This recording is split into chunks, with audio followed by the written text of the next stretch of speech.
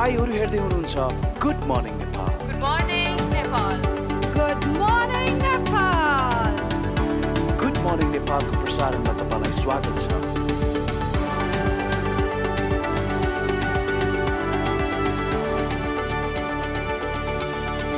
नमस्ते, good morning, शुभ प्रभात। कार्यक्रम गुड मर्निङ नेपालमा यहाँहरूलाई हार्दिक स्वागत छ। म नवराज पाण्डे। आज पनि तपाईको यो दिन सकारात्मक रूपमा सुरुवात होस् र यो सकारात्मक कुरा, यी राम्रा पक्ष र यो ऊर्जा आजको दिनभर नै कायम रहोस् भन्ने अपेक्षाका साथ उपस्थित भइसकेका छौँ। आज शुक्रबारको दिन। शुक्रबार भन्ने बित्तिकै यहाँहरूलाई सुरुवातदेखि नै अलिकति फरक खालको महसुस पक्कै हुन्छ होला। हुन त हामी चलन चल्तीको रूपमा भन्छौँ नि, फ्राइडे इज गुड डे वा गुड फ्राइडे भन्ने खालको सेलिब्रेसनको त्यो खालको माहौल पनि रहन्छ। त्यो भएर पनि आजको दिन अलिकति सकारात्मकमा सुरुवात होस् भन्दै कार्यक्रम गुड मर्निङ नेपाल सुरुवात गर्छौँ। केही राम्रा सुन्दर तस्बिरहरू हामीले प्राप्त गरिसकेका छौँ। माई मर्निङ सेगमेन्टमा राखौँ यी केही तस्बिरहरू। सुरुवातमा हामीलाई एउटा झरनाको तस्बिर प्राप्त भएको छ। यो तस्बिर हामीलाई श्रद्धा अर्यालजीले पठाउनु भएको। उहाँले जलविरी झरना चितवन भनेर पठाउनु भएको छ। निकै सुन्दर। नेपालमा यस्ता धेरै राम्रा प्राकृतिक सम्पदाहरू छन्, प्राकृतिक सम्पत्तिहरू छन्। त्यसलाई हामीले उजागर प्रवर्धन गर्न सक्यौँ भने आन्तरिक र बाह्य पर्यटनको पनि प्रशस्त सम्भावना देख्न सकिन्छ। यस्तै प्रसङ्गमा अर्को तस्बिर पनि हामीले प्राप्त गरेका छौँ। यो तस्बिर हामीलाई दिनेश बुढाथोकीजीले पठाउनु भएको हो र यो रूपन्देहीको हो। उहाँले लेख्नु भएको छ सेयरी फिसिङ भिलेज एग्रो रिसोर्ट भनेर। उहाँले एउटा खालको अवस्था छ जहाँ ताल छ, ताल जस्तो देखिन्छ। त्यहाँ साइडमा एउटा रिसोर्टको भए तापनि फिसिङका लागि एउटा पर्फेक्ट डेस्टिनेसनको रूपमा पनि उहाँले पठाउनु भएको छ। रूपन्देहीबाट गुड मर्निङ भनेर पनि उहाँले लेख्नु भएको छ। गुड मर्निङ दिनेशजी, यहाँले हामीलाई यस्तै राम्रा तस्बिरहरू पठाइरहनु भएको छ। यसको निरन्तरताको कामना हामी अपेक्षा पनि गर्छौँ। तपाईँलाई धेरै धन्यवाद पनि दिन चाहन्छौँ। यस्तै अर्को तस्बिर चाहिँ हामीले एउटा हाम्रो सांस्कृतिक सम्पदा, विश्व सम्पदा सूचीमा समेत सूचीकृत रहेको बौद्ध स्तूपाको मुन्जङ खड्का, फोटोग्राफर मुन्जङ खड्काले खिच्नु भएको केही सुन्दर राम्रा तस्बिरहरू देखाउन चाहन्छौँ। उहाँले स्काई लाइनलाई समेत डोमिनेट गर्ने गरी केही तस्बिरहरू खिच्नु भएको छ। यति सुन्दर, यति आकर्षक छ बौद्ध स्तूपा। त्यो हाम्रो एउटा धार्मिक आस्थासँग जोडिएको क्षेत्र पनि हो। अझ विश्वमा शान्तिको सन्देश फैलाउने गौतम बुद्धको एउटा खालको प्रतीकात्मक स्वरूप पनि हो स्तूपा। यी बौद्धको यो स्तूपाको यी केही तस्बिरहरू र सँगसँगै बौद्धबाट देखिने सुन्दर हिमालको दृश्य पनि छ। र स्तूपा सँगसँगै 2072 सालमा केही क्षतिग्रस्त भएको स्तूपा छोटो समयमा नै पुनर्निर्माण भएको थियो र यसलाई नयाँ खालको र मौलिक शैलीमा, परम्परागत शैलीमा बनाएको आधुनिक प्रविधि अपनाएर बनाएको स्तूपाको यो पिक्चर सँगसँगै यहाँहरूले पनि यस्तै राम्रा र यस्तै सन्देशमूलक तस्बिरहरू हामीलाई पठाउन सक्नुहुन्छ। यसका लागि हाम्रो फेसबुक पेज ktv.gmn हो। त्यहाँ गएर हामीलाई यहाँले भेट्न सक्नुहुन्छ र त्यहाँ हामीलाई मेन्सन गरेर यस्तै तस्बिर पठाउन सक्नुहुन्छ। त्यस्तै ट्विटरमा पनि @officialgm नेपाल हाम्रो ट्विटर ह्यान्डल रहेको छ। त्यहाँ गएर पनि यस्तै राम्रा तस्बिरहरू, भिडियोहरू र कुनै त्यस्तै सन्दर्भ, कुनै त्यस्ता विषयवस्तुहरू छन् भने पनि हामीलाई सुझाव दिन सक्नुहुन्छ। तपाईँहरूकै सुझाव, तपाईँहरूकै सल्लाह र तपाईँहरूकै कतिपय तस्बिरहरू यी हाम्रो लागि उपयुक्त सामग्री बन्न सक्छन्। यो कार्यक्रम नै तपाईँका लागि हो। यो तपाईँको दिन सुरुवात होस्, सुरुवात नै अलिकति सकारात्मक होस् भन्ने अपेक्षाका साथ हामी सधैँ फरक यस्तै विभिन्न रोमाञ्चित विषयवस्तुहरू लिएर आउने गर्छौँ। अब यसपछि लागौँ ट्रेनिङ टुडे। के कस्ता समाचारहरू, के कस्ता विषयवस्तुले आज अलिकति सञ्चार माध्यममा स्थान पाएका छन् हाम्रो ट्रेनिङ टुडे सेगमेन्टमा। पहिलो विषय त कोरोनाकै विषय छ। कोरोनाको झन्डै 1 वर्ष पुरा भएको छ। चीनको वुहानबाट सुरुवात भएको कोरोनाले अहिले विश्वव्यापी रूपमा नै यसले प्रभाव बनाइरहेको छ। यसबीच करिब विश्वभरिकै कुरा गर्दाखेरि 5,68,17,667 जना मानिस अहिलेसम्म कोरोनाबाट सङ्क्रमित भइसकेको अवस्था छ 1 वर्षको यो अवधिमा। त्यस्तै 3,64,54,448 व्यक्ति कोभिडबाट मुक्त पनि भइसक्नु भएको छ। 13,58,489 जनाले कोरोनाकै कारण मृत्युवरण पनि गर्नु परेको अवस्था छ। यो विश्वव्यापी आँकडा हो। नेपालमा कुरा गर्दाखेरि अहिलेसम्म 2,15,020 जना सङ्क्रमित भएको अवस्था छ। 1,85,638 जना कोभिडबाट मुक्त भएको अवस्था छ। करिब 1,276 जना कोभिडबाट मृत्यु भएको अवस्था छ। यो चिसोको मौसम अघि सुरुवात भएसँगै हामीले पटक पटक भन्दै आएका छौँ, अपनाउनु पर्ने सावधानीहरू अझ बढी गम्भीरताका साथ अपनाउनु पर्ने जरुरी छ। चिसो र कोभिडको अलिकति यो अवस्थामा हामीले अझ बढी सजग आफूलाई, आफ्नो परिवारलाई, आफ्नो समाजलाई र आफ्नो देशलाई नै सुरक्षित र कोरोनाको भयावह यो नियन्त्रणमा केही सघाउ पुर्याउनका लागि तपाईँ हामी सबै उत्तिकै जिम्मेवार र संवेदनशील हुन जरुरी छ। यसपछि अर्को प्रसङ्ग लागौँ। अर्को प्रसङ्ग रहेको छ चिसोकै प्रसङ्ग। चिसो बढेको छ। चिसो निरन्तर, हुन त यो सिजन नै चिसोको मौसम सुरुवात भइसकेको छ। हिजोको कुरा गर्ने हो भने सबैभन्दा यो वर्षको सबैभन्दा तापक्रम तल ओर्लिएको हिजोको दिन थियो।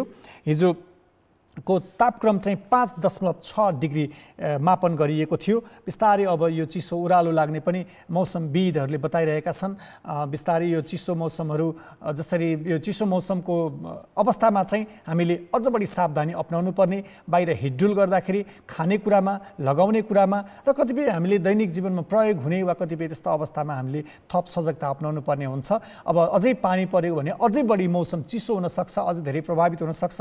कतिपय उच्च पहाडी जिल्ला र हिमाली क्षेत्रमा हिमपात पनि भएका छन्। त्यस हिसाबले पनि चिसो बढिरहेकै छ। अझ अलिकति ज्येष्ठ नागरिक, बालबच्चाहरूका लागि अझ बढी विशेष ख्याल गर्नुपर्ने अवस्था छ। दीर्घरोगी भएका व्यक्तिहरूले अझ बढी सावधानी अपनाउनु पर्ने र परिवारका सदस्यहरूले पनि उहाँहरूको हेरचाह, उहाँहरूको खानपिन र उहाँहरूको लगाई वा लुगाको लगाउने विषयमा पनि थप सावधानी अपनाउनु पर्ने अवस्था रहेको छ। अर्को प्रसङ्गमा लागौँ। अर्को प्रसङ्ग रहेको छ सार्वजनिक यातायातको। हामीले भन्दै आएका छौँ सार्वजनिक यातायातमा धेरै अझ अहिले पछिल्लो समय जसरी हामीले यो यातायातलाई सहजीकरणका लागि, व्यवस्थित गर्नका लागि र यसलाई अलिकति प्रभावकारी बनाउनका लागि, यात्रु मैत्री बनाउनका लागि विभिन्न अभियानहरू, विभिन्न कार्यक्रमहरू सञ्चालन गरिएका छन्। यही अन्तर्गत आएको एउटा OTMS रहेको छ। यो अटोमेटिक टिकेटिङ सिस्टमको एउटा खालको नयाँ प्रबन्ध सरकारले गरेको छ। यसले टिकेटिङ अनलाइन मार्फत टिकेटिङ गर्ने, कतिपय यात्रुहरूले सिट नभएको अवस्था, अपाङ्गता भएका महिला वा ज्येष्ठ नागरिक त्यस्ता व्यक्तिहरूलाई आरक्षण गरिएका सिटहरूमा सहज रूपमा उनीहरूलाई व्यवस्थापन नगरिएको धेरै गुनासो पनि आइरहेका छन्। यस्तो अवस्थामा सार्वजनिक यातायातमा ती व्यक्तिहरूलाई जुन एउटा आरक्षण सिटको व्यवस्था गरिएको छ उनीहरूले त्यसको निर्बाध रूपमा उपयोग गर्न सकुन् र अरू यात्रुहरूलाई पनि टिकटिङ लगायत अरू धेरै ठगी जस्ता कुराहरूले चाहिँ त्यो खालको धेरै समस्या देखिएका छन्। त्यसलाई व्यवस्थित गर्नका लागि सरकारले यो अटोमेटिक टिकेटिङ अनलाइन सिस्टमको चाहिँ व्यवस्था गरेको छ। यसपछि अर्को प्रसङ्ग जनजीवन जसरी कष्टकर बन्दै गएको छ। हुने त हामीले सुरुवातमा पनि भन्यौँ कोभिडको 1 वर्षको अवधि पार गर्दै गर्दाखेरि धेरै समस्याहरू पनि देखिएका छन्। कतिपय दैनिक रोजगारी गुमाएका व्यक्तिहरूको सङ्ख्या पनि बढिरहेका छन्। बिहान बेलुका काम गरेर हातमुख जोड्ने व्यक्तिहरूको लागि थप समस्या बढी नै रहेको छ। यही क्रममा काठमाडौँमा केही समयदेखि जुन अभियान थियो निःशुल्क भोजनको व्यवस्था, त्यसलाई खुला मञ्चमा सुरुवात गरिएको थियो र विभिन्न खुल्ला स्थानहरूमा त्यसलाई भोजनको व्यवस्था गरिएको थियो। तर पछि सरकारले खुल्ला स्थानमा अब त्यो प्रदूषण पनि भयो, देख्दा पनि सहरको सौन्दर्यमाथि प्रश्न पनि उठ्यो भनेर सरकारले त्यसलाई व्यवस्थित गर्नका लागि पार्टी प्यालेस र एकदम सफा सुग्घर ठाउँमा त्यसलाई व्यवस्थापन गरिने भनेर बतायो। तर खुल्ला मञ्चबाट हटेका व्यक्तिहरू अहिले फेरि बागमतीको किनारदेखि कतिपय फोहोर नै खुल्ला ठाउँमा नै खाना वितरणको व्यवस्था छ। थापाथली स्थित यो प्रस्तुति गृहको पछाडिपट्टि जुन ठाउँ छुट्याएको छ त्यो ठाउँ पनि खाना खुवाउनका लागि उपयुक्त छैन। नागरिकहरू खुल्ला स्थानमा फोहोर असहजताका बीच खाना खानुपर्ने अवस्था रहेको छ। त्यसमा सरकारको ध्यान जाओस् भनेर प्रधानमन्त्रीज्यू फेरि पनि जनता खुल्ला ठाउँमै खाना खाइरहेका छौँ, फोहोरमै खाइरहेका छन्, यस्तो कुरामा सरकारको ध्यान जानु पर्यो। सरकारले जे प्रतिबद्धता जनाएको थियो त्यो अनुरूप काम भएन है भनेर सजगता अपनाएको यो विषय अर्को थियो। अब नेपालीहरूको मनबाट नहट्ने धेरैले भोगेको, अझ अहिले नयाँ पुस्ताका लागि भन्दा पनि एउटा खालको प्रौढ पुस्ताले भोगेर आएको लामो द्वन्द्वकालीन घटनालाई विश्राम लिएको 2063 साल मङ्सिर 5 गते भएको विस्तृत शान्ति सम्झौताको आज 14 वर्ष पुरा भएको छ। यसबीच सशस्त्र युद्धका बेलामा कतिपयले ज्यान गुमाए, कतिपय अङ्गभङ्ग भए, कतिपय अपाङ्गता भए, कतिपय नागरिक अहिलेसम्म पनि बेपत्ता रहेका छन्। तिनका परिवार, तिनका आफन्त र ती अपाङ्गता भएका व्यक्तिहरूको राज्यले लिनुपर्ने दायित्व अझै पनि पूर्ण रूपमा त्यसलाई लिन सकिरहेको छैन। राजनीतिक परिवर्तन त यसले गरायो, तर जीविकोपार्जनका लागि जीवनस्तरमा जनताले जे जस्ता समस्या भोगे, जे जस्ता पीडाहरू उनीहरूले भोगे, ती कुराहरूको अहिले पनि उचित रूपमा सम्बोधन हुन सकिरहेको छैन। राष्ट्रिय मानवाधिकार आयोगले त्यो बेलाका पीडित बनेका व्यक्तिहरूलाई राज्य वा सशस्त्र द्वन्द्व सशस्त्र सङ्घर्ष गर्ने समूह दुवै पक्षबाट पीडित भएका दुवै पक्षबाट बेपत्ता पारिएका तिनका परिवार ती व्यक्तिहरूको सम्बोधन गर्न उनीहरूको न्याय र उनीहरूको अधिकार र मानव अधिकारको संरक्षणका लागि दुवै पक्ष गम्भीर र संवेदनशील भएको अवस्था छैन अझै पनि उनीहरूका हक अधिकार सुनिश्चित हुन सकिरहेका छैनन् भनेर राष्ट्रिय मानव अधिकार आयोगले द्वन्द्व पीडितको न्याय प्राप्तिको अधिकार सुनिश्चित गर भनेर सरकारलाई पटक पटक घचाइरहेको छ। यो 14 वर्षको यो अवसरमा पनि यस्तै अवस्था देखिन्छ। आज हामीले सामाजिक सञ्जालदेखि सञ्चार माध्यममा अलिकति प्रमुखताका साथ रहेका यिनै समाचारहरू थिए।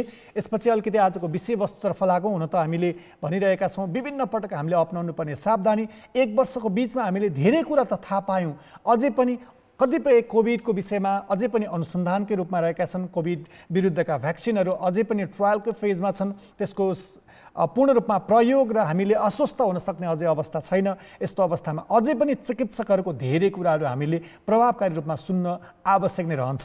यही हिसाबले आज हामी डाक्टर अनुप वास्तुला जो चिफ मेडिकल सुपरिन्टेन्डेन्ट पनि हुनुहुन्छ टेको अस्पताल शुक्रराज ट्रपिकल तथा यो सरुवा रोग अस्पतालका डाक्टर अनुप वास्तुलासँग कुराकानी गर्नेछौँ। तर त्यसअघि अहिले समय भएको छ ब्रेकपछि फेरि आउँछु। कतिपय टेलिभिजन हेरिरहनुहोला।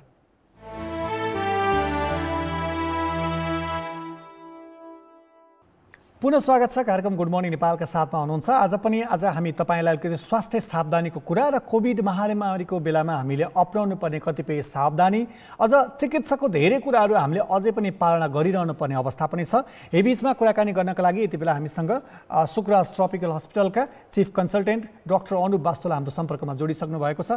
डाक्टर साहब, यहाँलाई स्वागत छ। Good morning. नमस्ते, धन्यवाद। कस्तो छ? पहिला त तपाईँको दैनिकीबाटै सुरुवात गरौँ न। के कसरी दैनिकी सुरुवात हुन्छ? अहिले कहाँ के गर्दै केमा व्यस्त हुनुहुन्छ? पछिल्लो समय त्यही यो दसैँ तिहार पछि पनि चिकित्सा बिरामीहरू वृद्ध दीर्घरोगीहरूको आउने क्रम जारी नै छ।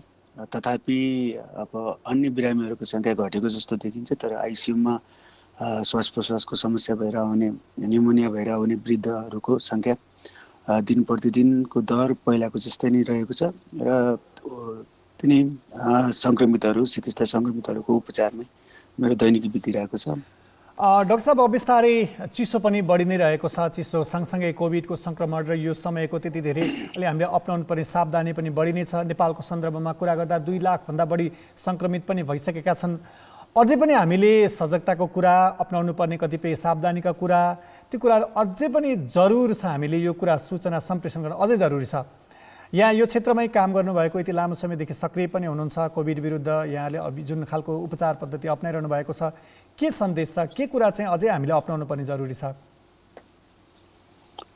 अझै पनि हेर्नुहुन्छ भने विशेष गरेर यो ठुलो जनसङ्ख्या भएको घनत्व धेरै भएको जति पनि सहरहरू छन् ती सहरहरूमा सङ्क्रमितको सङ्ख्या तपाईँले हेर्नुभयो भने टेस्ट गरेका मध्ये नेगेटिभ आउनेको सङ्ख्या पनि एकदमै धेरै रहेको अवस्था छ। त्यसै कारणले गर्दाखेरि हामीले कति सङ्क्रमित भए कुनै पनि सहरमा भन्ने त्यस्तोको इन्फर्मेसन हामीसँग नभइरहेको अवस्थामा त्यो डाटालाई हेरेर पनि अझै पनि धेरै व्यक्तिहरू सङ्क्रमित हुन सक्ने जोखिम रहेको र जाडोमा विभिन्न कारणहरूले गर्दाखेरि सङ्क्रमण व्यवस्थित हुने सर्न सक्ने सम्भावना र सङ्क्रमणको कारणले गर्दा भने जटिलतालाई अझ बढाउन सक्ने अन्य सङ्क्रमणहरू जस्तै मौसमी रुगाखोकीहरू भयो, ब्याक्टेरियल न्युमोनियाहरू भयो, अन्य श्वास प्रश्वास सम्बन्धी भाइरल इन्फेक्सन्सहरू भयो, तिनीहरूको पनि यो समयमा सङ्क्रमण बढ्न सक्ने हुनाले जटिलताहरू थपिन सक्ने सम्भावना रहन्छ र यो जाडोमा मुख्य गरेर दमका बिमारीहरू, मुटु रोगका बिमारीहरूले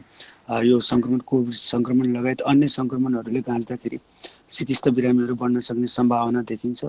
तर यो भन्दै गर्दाखेरि हामीले यो जाडोमा कस्ता किसिमका रणनीतिहरू अपनाउँछौँ, विशेष गरेर आम सर्वसाधारणले जोगिनुपर्ने उपायहरू मापदण्डहरूलाई कसरी व्यवस्थित गर्नुहुन्छ तथा सरकारले चाहिँ रोकथामका रणनीतिहरूलाई कसरी चुस्त दुरुस्त बनाएर अगाडि बढ्छौँ, त्यसैको आधारमा नै यो सङ्क्रमण कस्तो दरले फैलिन्छ भनेर हामीले अनुमान गर्न सक्छौँ। तर अहिलेको स्थितिलाई अहिलेलाई हेर्ने हो भने चाहिँ जुन किसिमको व्यवहार परिवर्तनका कुराहरूमा हामीले गरेका हेलचक्राइका कारणले गर्दाखेरि यसलाई मैले प्रस्ट्याउन किन चाहेँ भन्दाखेरि वृद्ध व्यक्तिहरूको सङ्ख्या बढ्न थालेको छ अस्पतालमा त्यसको कारण मुख्य युवा पुस्ताहरू जो बाहिर निस्किनु भएको छ उहाँहरूबाट परिवारका वृद्ध बाआमा हजुरबा सङ्क्रमित भएर आउने क्रम जारी छ। त्यसै कारणले हामीले जुन व्यवहार परिवर्तन गर्नुपर्ने कुराहरू थियो त्यसलाई अहिले हेलचक्राइ गरेको देख्छु म। र आउँदा दिनहरूमा हामी कसरी व्यवस्थित हुन्छौँ त्यसैले नै सङ्क्रमण कुन दरमा फैलिन्छ कस्ता स्थिति आउँछ भन्ने कुरा डिटरमाइन गर्छ। डाक्टर अनुप, यो जसरी पछिल्लो समय नेपालको सन्दर्भमा कुरा गर्दा 2,15,000 भन्दा बढी सङ्क्रमित भएको अवस्था र 1,85,000 भन्दा बढी निको भइसकेको अवस्थामा चाहिँ फेरि पनि पुनः सङ्क्रमण हुने नहुने त्यो खालको हन्यलता पनि देखिन्छ। सङ्क्रमित भएर निको भएपछि त्यो परिवारमा अरू त्यो खालको सर्ने त्यो खालको अवस्थाको विषयमा पनि मानिसहरूको आम जिज्ञासा रहेको छ। यस्तो सन्दर्भमा चाहिँ के हुन्छ अवस्था, पुनः सङ्क्रमणको अवस्था र उनीहरूप्रति चाहिँ हेर्ने दृष्टिकोणबारे पनि अलिकति प्रश्न पारिदिनुहोस् न। अब हेर्नुभयो भने विश्वव्यापी रूपमा अहिलेसम्म धन्न 5,72,73,00,000 व्यक्तिहरू सङ्क्रमित भइसकेको अवस्थामा औँलामा गर्न नसकिने केही केस रिपोर्टहरू बाहिर आएको अवस्था छ। पुनः सङ्क्रमण हुँदै हुँदैन भन्ने होइन, तर त्यो यति न्यून छ त्यसलाई चाहिँ हामीले नजरअन्दाज गरे पनि अहिले फरक नपर्ने कुरा हो। पुनः सङ्क्रमण हुनसक्छ तर त्यो सङ्ख्या त्यस्तो छैन र यसको दर पनि त्यस्तो छैन। पछिल्लो समय के देखिएको छ भन्दाखेरि एकपल्ट कोही व्यक्ति सङ्क्रमित हुनुहुन्छ लक्षणसहितको भने ती व्यक्तिमा चाहिँ शरीरमा यो सङ्क्रमण विरुद्ध बन्ने शक्ति जुन छ त्यो 6 महिना 1 वर्षसम्म पनि बस्न सक्छ भन्ने कुराहरू नयाँ अध्ययन अनुसन्धानले देखाएको अवस्था छ। र अर्को एउटा पक्ष के छ भन्दाखेरि तपाईँको युरोप अमेरिका जहाँ चाहिँ सङ्क्रमणको दोस्रो छाल अथवा तेस्रो छाल आइरहेको अवस्थामा पनि त्यहाँ दोस्रोपल्ट सङ्क्रमित हुनेको सङ्ख्या त्यस्तो बढेर गएको अथवा शिक्षित भएको अवस्था चाहिँ रहेको छैन। त्यसै कारणले चाहिँ नेपाली अभ्यासमा कस्तो छ डाक्टर साहब? हाम्रोमा चाहिँ पुनः सङ्क्रमण नेपालमा अब पुनः सङ्क्रमण भनेर केही न्युज पेपरहरूमा आए, तर कस्तो देखेको छु भन्दाखेरि म मेरो अनुभव बताउँछु। अस्पतालमा पोजिटिभ भएर आउनुभएका व्यक्तिहरू हुनुहुन्थ्यो सुरुवाती दिनहरूमा लक्षण केही पनि हुन्थेन, उहाँहरू चाहिँ को कन्ट्याक्ट हिस्ट्री पनि कुनै पनि हुन्थेन र दोस्रो परीक्षण मैले गराउँथेँ, हाम्रो टिमले तेस्रो परीक्षण गराउँथ्यौँ, दोस्रो परीक्षण तेस्रो परीक्षणहरू नेगेटिभ आएको अवस्थाहरू थियो। त्यही भएर फेरि उहाँहरूले फेरि पछि सङ्क्रमण देखियो भने पहिला सङ्क्रमित अब दोस्रो सङ्क्रमण भयो कि भन्ने एउटा हुनसक्छ। त्यही भएर कहिलेकाहीँ यो फल्स पोजिटिभ रिपोर्ट आएका व्यक्तिहरू लक्षणविहीन व्यक्तिहरूलाई पछिल्लोपल्ट सङ्क्रमित हो दोस्रो सङ्क्रमित हो कि भन्ने किसिमका कुराहरू बाहिर आएका पनि हुन सक्छन्। अथवा कस्तो छ भन्दाखेरि हाम्रो अनुभव के छ, हामीले पहिला सङ्क्रमितहरूलाई डिस्चार्ज गर्दाखेरि 2टा टेस्ट नेगेटिभ आउनुपर्ने अवस्था थियो। त्यो विश्व स्वास्थ्य सङ्गठनको मापदण्ड थियो, हामीले पनि त्यसैलाई एडप्ट गरेको अवस्था थियो। त्यो हामीले बिरामीलाई डिस्चार्ज गर्दाखेरि 2पल्ट टेस्ट गराउँथ्यौँ। 14 दिनमा टेस्ट गराए नेगेटिभ आउँथ्यो, 15 दिनमा गराउँदा फेरि पोजिटिभ आउँथ्यो, 21 दिनमा गराए नेगेटिभ आउँथ्यो, 22 दिनमा पोजिटिभ आउँथ्यो। त्यसैले हाम्रो पहिला केही बिरामीहरू चाहिँ लामो समयसम्म अस्पतालको आइसोलेसनमा बस्नु परेको थियो। भनेपछि अब कोही व्यक्ति सङ्क्रमित छ उसको शरीरमा भनौँ न धन्न उसले 83 दिनसम्म त्यो भाइरस रियालको नमुनामा देखिन सक्छ। 83 भनौँ न 90 दिनसम्म पनि घाँटीको रियालको नमुनाहरूमा देखिन सक्छ। त्यो देखियो भन्दैमा कोही व्यक्तिलाई डेङ्गी भयो, कोही व्यक्तिलाई टाइफोइड फिभर भयो अथवा अन्य टाइफस भयो, ज्वरो आयो, टाउको दुख्ने भयो, अनि त्यो टेस्ट गर्दाखेरि पिसिआरमा पोजिटिभ देख्यो भन्दैमा ला दोहोरिएको भनेर भन्नलाई हामीसँग त्यति धेरै साइन्टिफिक आधारहरू छैन। यसका लागि हामीले जिनोम एनालाइसिस गर्नुपर्ने कुराहरू हुन्छ। र अहिले यो दोस्रो सङ्क्रमणका कुराहरू फाटेफुटे केसेसहरू भने नि तपाईँको 5,70,72,00,000 मान्छेहरू सङ्क्रमित हुँदा औँलामा गनि नसक्ने केही केस रिपोर्टहरू बाहिर आइरहेको अवस्थामा र जुन राष्ट्रहरूमा चाहिँ सङ्क्रमणहरू दोस्रो तेस्रो छाल आउँदाखेरि पनि त्यहाँ अरू दोस्रो सङ्क्रमणहरू बढेर गएको नदेखिएको अवस्थामा त्यसलाई र अर्को कुरा एन्टिबडी जुन हुन्छ त्यो 6 महिना 1 वर्षसम्म बस्न सक्छ, यसले एन्टिबडीले जोगाउन सक्छ भन्ने जुन चाहिँ जोगाउँछ। अरू कोरोना भाइरसमा पनि पहिला जोगाउने भयो त्यो स्थितिले गर्दाखेरि दोस्रो सङ्क्रमण भन्दा पनि हाम्रो अहिलेको फोकस चाहिँ हामीले पहिलो जुन सङ्क्रमण छ जुन सङ्क्रमण व्यवस्थित भएर फैलिँदै गरेको अवस्थामा छ हामीले वृद्ध दीर्घ रोगीहरूलाई कसरी जोगाउन सक्छौँ हाम्रो ध्यान मुख्य त्यतातिर केन्द्रित हुन जरुरी छ।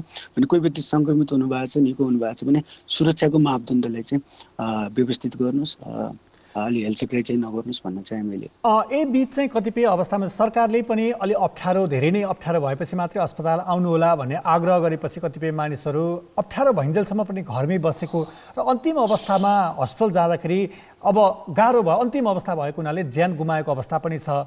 कतिपय अवस्थामा सामान्य हिसाबले अस्पताल जाँदाखेरि अस्पतालले ग्रहण नगरे त्यस्तो अवस्था अझ धेरै ठाउँमा बेडहरू खाली नभएको अवस्था पनि छ। नागरिकले कसरी थाहा पाउने अस्पताल जाँदा ढिला भयो भने ज्यानै जान सक्ने अवस्था एकातिर छ, अर्कोतर्फ सामान्य लक्षण देखिने बित्तिकै अस्पताल जाने अवस्था पनि छैन। यस्तो अवस्थामा अलिकति अप्ठ्यारो कस्तो कुन स्टेजमा चाहिँ अस्पताल जाने, घरमै कस्तो अवस्थामा हामीले धैर्य गर्न सक्ने, त्यो पनि प्रश्न पारिदिनुहोस् न। यसमा यो एकदमै दुःखद लाग्छ यस्तो कुराहरू। अस्पतालको इमर्जेन्सीमा घरमै अक्सिजन लगाएर बसेका व्यक्तिहरू ल्याउँदै मृत्युवरण गर्नुभएका बिरामीहरू हुन्छ नि, प्रत्येक हप्ता 2-3 जनाको त्यस्तो अवस्था आउन थालेको देखिएको छ हैन। घरमा अक्सिजन लगाएर बस्ने, अनि अक्सिजनले पनि नपुगेपछि सिकिस्त भइसकेपछि न्युमोनियाले गाँच्दै गइसकेपछि अस्पतालको इमर्जेन्सीमा लिएर आउने र त्यस्ता बिरामीहरूलाई उपचार गर्न पनि निकै गाह्रो हुने अवस्थाहरू रहेको छ। र मुख्य कुरा के छ भन्दाखेरि कुनै पनि सङ्क्रमित व्यक्ति जसमा चाहिँ लक्षण बसिरहेको छ, भनौँ न ज्वरो केही समय आयो, खोकी बसिरहेको छ, खोकी बढ्दै गएको छ, र मुख्य गरेर के हुन्छ भन्दाखेरि लक्षण देखिएको 5 देखि 10 दिन 5-7 दिनमा त्यो व्यक्तिलाई चाहिँ अलिकति शिथिलता हुने, खोकी अलिकति बढेर जाने, अथवा खोकी हराएर गए पनि अलिकति छाती दुख्ने, अथवा तपाईँको श्वास प्रश्वास सुत्ने बेलामा सुरुवाती दिनमा सुत्ने बेलामा सकस हुन सुरु हुन्छ। र यदि अक्सिजनको मात्रा हेर्ने भने युवा अवस्थामा 93 वा तल झर्न सुरु गर्यो भने ती व्यक्तिहरू दौडेर अस्पताल जान जरुरी छ। मैले त के भन्छु भन्दाखेरि यदि कोही व्यक्तिहरू हुनुहुन्छ जो व्यक्तिहरूमा लक्षण बसिरहेको छ हैन, तपाईँको 4-5 दिन 6 दिनसम्म लक्षण बसिरहेको छ, खोकी बसिरहेको छ भने त्यो व्यक्तिले चाहिँ अरू भनौँ न श्वास प्रश्वासमा समस्या नभए पनि चिकित्सक स्वास्थ्य कर्मीहरूको परामर्श लिन जान जरुरी हुन्छ। र स्वास्थ्य कर्मीको एडभाइसमा एक्सरे गराउन अथवा अन्य जाँच पडताल गराउन जरुरी हुन्छ। र यो लक्षण देखेको 5 देखि 10 दिनसम्ममा यसले गर्ने न्युमोनियाको कारणले गर्दाखेरि श्वास प्रश्वासमा समस्या भएर बिरामीहरू अस्पताल आउने गर्छन् भनेको त्यो समय एकदमै क्रुसियल समय हुन्छ। र यो जुन लक्षण छ, यदि त्यो लक्षण बसिरहेको अवस्था छ, अनि कोहीलाई रुगा लाग्छ 1 दिनमा सन्च हुन्छ, ज्वरो 1 दिनमा हटेर जान्छ, अथवा खोकी नै लाग्दैन, ती व्यक्तिहरू फरक कुरा भयो। तर जो व्यक्तिलाई खोकी लागेको छ र लक्षण भनौँ न 4-5 दिन त्योभन्दा बढी बस्न सुरु गर्यो भने उसले स्वास्थ्य कर्मीको परामर्श लिन जानु जरुरी छ। हस्, यो महत्त्वपूर्ण समय र जानकारीलाई यहाँलाई धेरै धेरै धन्यवाद। यहाँहरू पनि सुरक्षित भएर उपचार सेवामा लाग्नुहोला। तपाईँको पनि अलिकति सुरक्षा अब धेरै चासोको विषय छ, फ्रन्ट लाइनमा यहाँहरू काम गरिरहनु भएको छ। यो समयको लागि धेरै धेरै धन्यवाद। तपाईँहरूलाई पनि धेरै धेरै धन्यवाद। उहाँ हुनुहुन्थ्यो डाक्टर अनुप वास्तोला, जो सुखराज ट्रपिकल हस्पिटलका चिफ कन्सल्टेन्ट पनि हुनुहुन्थ्यो। र हामीले अपनाउनु पर्ने कतिपय सावधानीका कुरादेखि अलिकति हामीले घरमै धेरै समय प्रतीक्षा गरौँ वा असहज भइसकेपछि अस्पताल जान ढिला भयो भने ज्यानैसम्म जाने धेरै घटनाहरू पनि देखिएका छन्। यस्तो अवस्थामा परिवारका सदस्यहरू र आफू पनि अलिकति सावधानी र सचेत हुन जरुरी छ। यदि भन्दै आजको कार्यक्रम गुड मर्निङ नेपालको निर्धारित समय सकिसकेको छ। भोलि फेरि नयाँ विषय र प्रसङ्गका साथ आउने नै छौँ। यसपछि हाम्रो अङ्ग्रेजी समाचार बुलेटिन कान्तिपुर न्युज रहनेछ। कान्तिपुर टेलिभिजन हेरिरहनुहोला। यहाँको दिन शुभ रहोस्। नमस्ते, शुभ दिन।